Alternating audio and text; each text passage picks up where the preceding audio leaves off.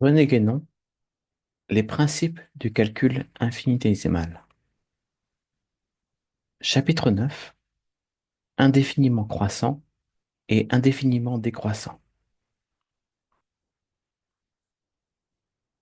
Avant de continuer l'examen des questions qui se rapportent proprement au continu, nous devons revenir sur ce qui a été dit plus haut de l'inexistence d'une fractio omnium infima, ce qui nous permettra de voir comment la corrélation ou la symétrie qui existe à certains égards entre les quantités indéfiniment croissantes et les quantités indéfiniment décroissantes est susceptible d'être représentée numériquement.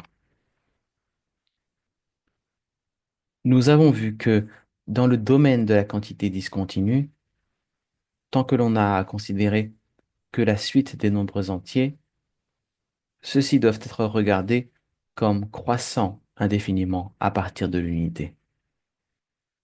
Mais que l'unité étant essentiellement indivisible, il ne peut évidemment pas être question d'une décroissance indéfinie.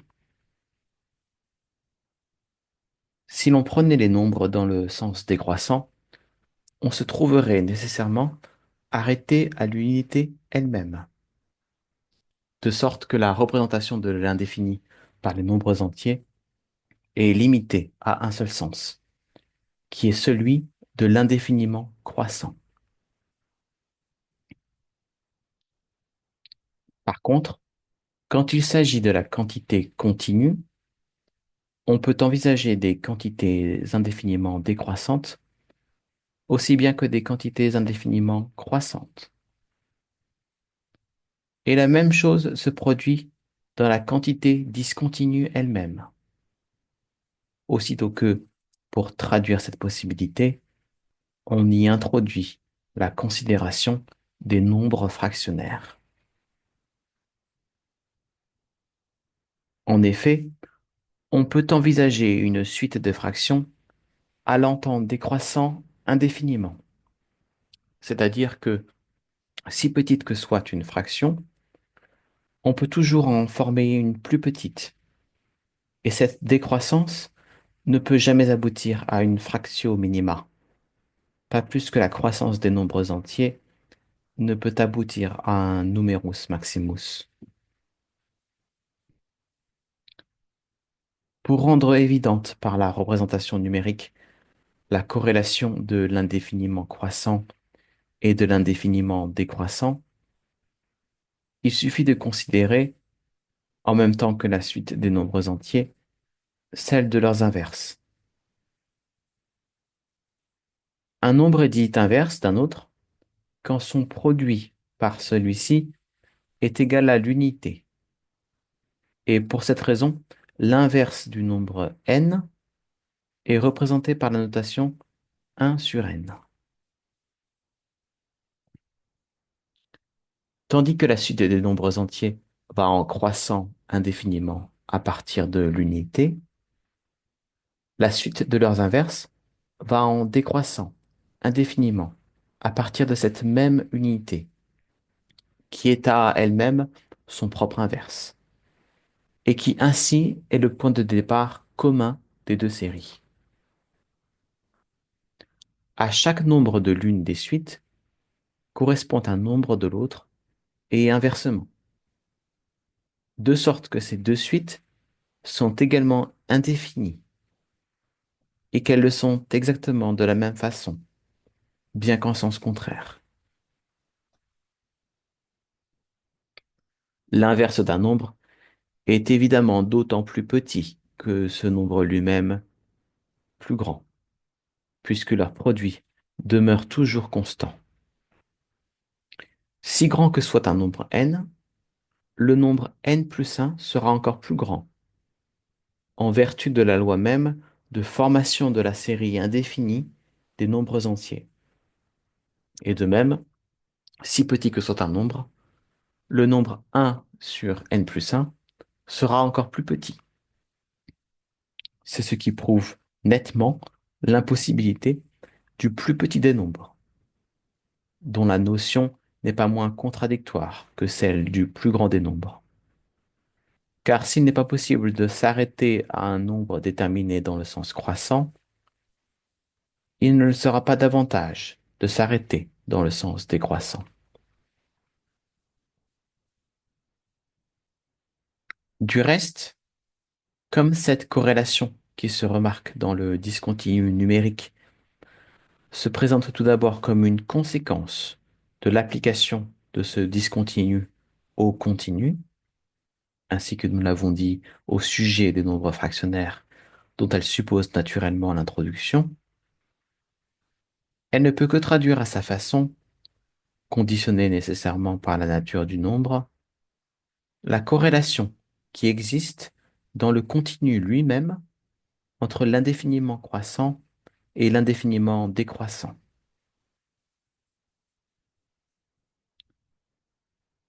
Il y a donc lieu, lorsque l'on considère les quantités continues comme susceptibles de devenir aussi grandes et aussi petites qu'on le veut, c'est-à-dire plus grandes et plus petites que toute quantité déterminée, d'observer toujours la symétrie et, pourrait-on dire en quelque sorte, le parallélisme qu'offrent entre elles ces deux variations inverses. Cette remarque nous aidera à mieux comprendre par la suite la possibilité des différents ordres de quantités infinitésimales.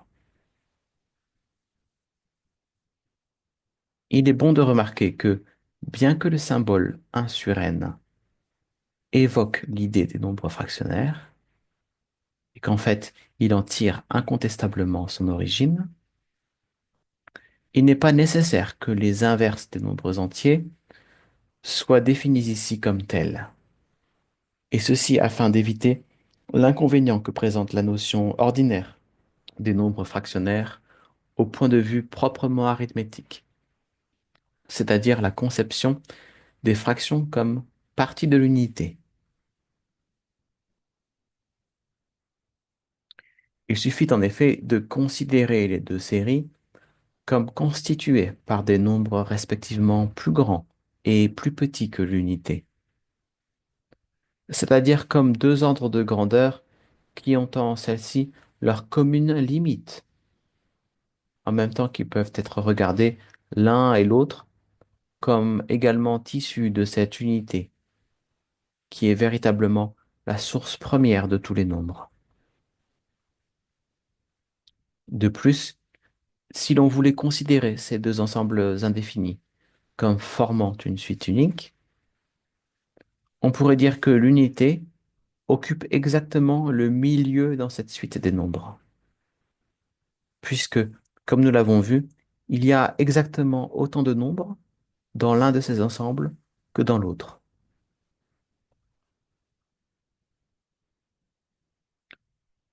D'autre part, si l'on voulait, pour généraliser davantage, introduire les nombres fractionnaires proprement dits, au lieu de considérer seulement la série des nombres entiers et celle de leurs inverses, rien ne serait changé quant à la symétrie des quantités croissantes et des quantités décroissantes. On aurait d'un côté tous les nombres plus grands que l'unité, et de l'autre tous les nombres plus petits que l'unité. Ici encore, à tout nombre, a sur b supérieur à 1, il correspondrait dans l'autre groupe un nombre b sur a inférieur à 1, et réciproquement, de telle façon que a sur b fois b sur a égale à 1, de même qu'on avait tout à l'heure, 1 n fois 1 sur n égale à 1. Et ainsi, il y aurait toujours exactement autant de nombres dans l'un et dans l'autre de ces deux groupes indéfinis séparés par l'unité. Il doit d'ailleurs être bien entendu que quand nous disons autant de nombres, cela signifie qu'il y a là deux multitudes se correspondant terme à terme, mais sans que ces multitudes elles-mêmes puissent aucunement être considérées pour cela comme nombrables. Dans tous les cas, l'ensemble de deux nombres inverses, se multipliant l'un par l'autre, reproduit toujours l'unité dont ils sont sortis.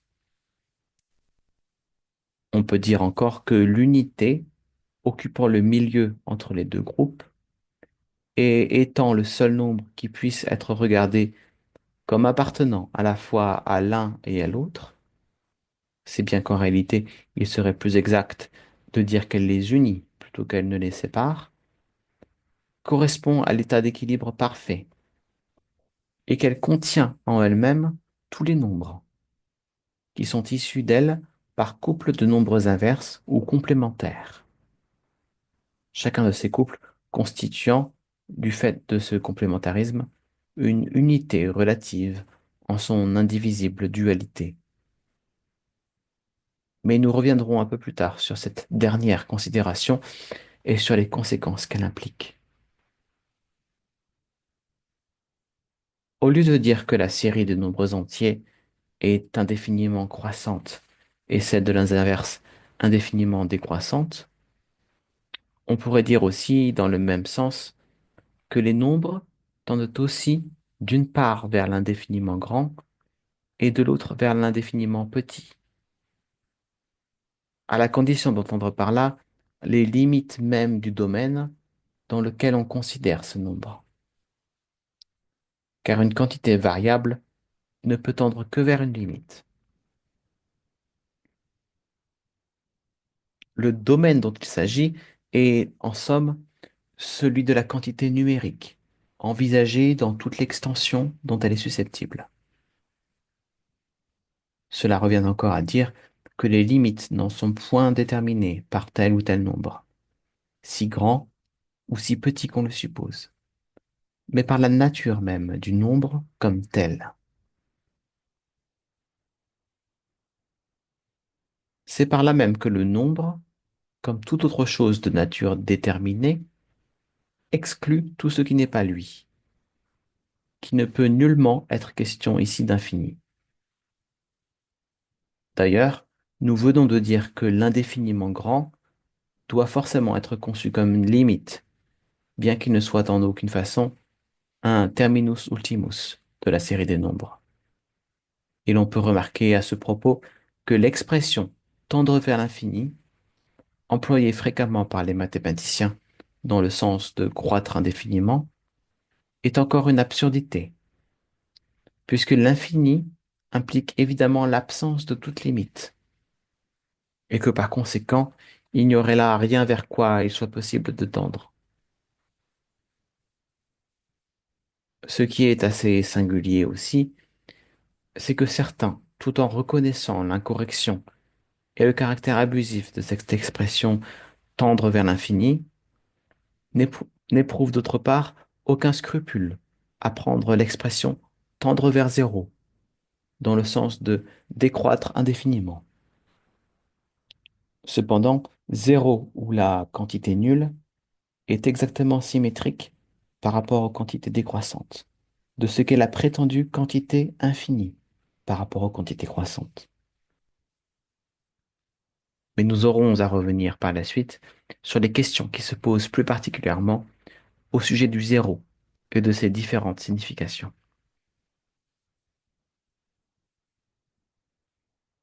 Puisque la suite des nombres dans son ensemble n'est pas terminée par un certain nombre, il en résulte qu'il n'y a pas de nombre, si grand qu'il soit, qui puisse être identifié à l'indéfiniment grand, au sens où nous venons de l'entendre. Et naturellement, la même chose est également vraie pour ce qui est de l'indéfiniment petit. On peut seulement regarder un nombre comme pratiquement indéfini s'il est permis de s'exprimer ainsi, lorsqu'il ne peut plus être exprimé par le langage ni représenté par l'écriture, ce qui en fait arrive inévitablement à un moment donné quand on considère des nombres qui vont toujours en croissant ou en décroissant. C'est là, si l'on veut, une simple question de perspective, mais cela même s'accorde en somme avec le caractère de l'indéfini, en tant que celui-ci n'est pas autre chose en définitive que ce dont les limites peuvent être, non point supprimées, puisque là se raconte. puisque cela serait contraire à la nature même des choses, mais simplement reculer jusqu'à en être entièrement perdu de vue. À ce propos, il y aurait lieu de se poser certaines questions assez curieuses.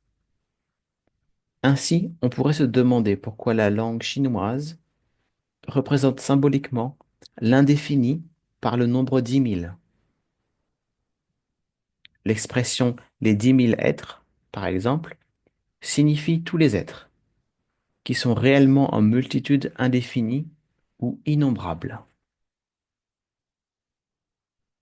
Ce qui est très remarquable, c'est que la même chose, précisément, se produit aussi en grec, où un seul mot, avec une simple différence d'accentuation, qui n'est évidemment qu'un détail tout à fait accessoire et qui n'est dû sans doute qu'au besoin de distinguer dans l'usage les deux significations, sert également à exprimer à la fois l'une et l'autre de ces deux idées, 10 000 et une indéfinité. La véritable raison de ce fait est celle-ci. Ce nombre 10 000 est la quatrième puissance de 10. Or, suivant la formule du Tao Te Ching, 1 a produit 2, 2 a produit 3, 3 a produit tous les nombres. Ce qui implique que 4, produit immédiatement par 3, équivaut d'une certaine façon à tout l'ensemble des nombres. Et cela parce que dès qu'on a le quaternaire, on a aussi par l'addition des 4 premiers nombres le dénaire, qui représente un cycle numérique complet. 1 plus 2 plus 3 plus 4 égale 10. Ce qui est, comme nous l'avons déjà dit en d'autres occasions, la formule numérique de la tétractys pythagoricienne. On peut encore ajouter que cette représentation de l'indéfinité numérique a sa correspondance dans l'ordre spatial. On sait que l'élévation à une puissance supérieure d'un degré représente dans cet ordre l'adjonction d'une dimension. Or, notre étendue n'ayant que 3 dimensions, ses limites sont dépassées lorsqu'on va au-delà de la troisième puissance. Ce qui, en d'autres termes, revient à dire que l'élévation à la quatrième puissance marque le terme même de son indéfinité, puisque dès qu'elle est effectuée, on est par là même sorti de cette étendue et passé à un autre ordre de possibilités.